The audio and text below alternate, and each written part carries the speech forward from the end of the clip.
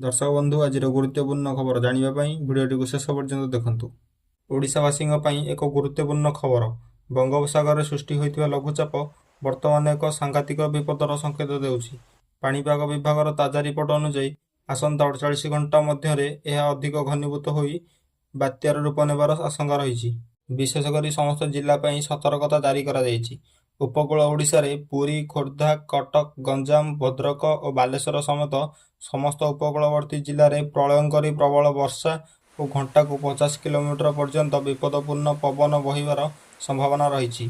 समुद्रकूल अंचल में लहड़ी उठा आरंभ होइछि। दक्षिण ओडिशा रे कोरापुट, मालकानगिरी, रायगड़ा और गजपति रे विध्वंसकारी प्रबल अति प्रबल वर्षा पई अलर्ट जारी करा जायछि। एठारे बन्या परिस्थिति सृष्टि होई पारे एवं जीवन यात्रा अस्तव्यस्त होइजिवो।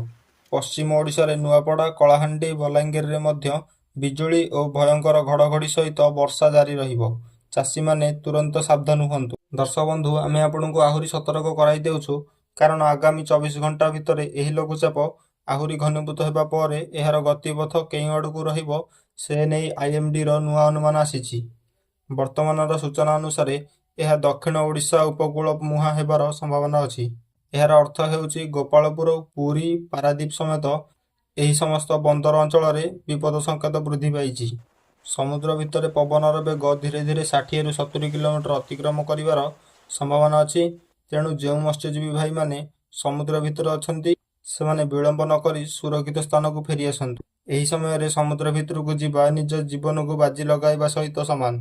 तेबे एही जटिल परिस्थिति रे आमर अनुरोध, आपण कौनसी गुजब को विश्वास करंतु नाही।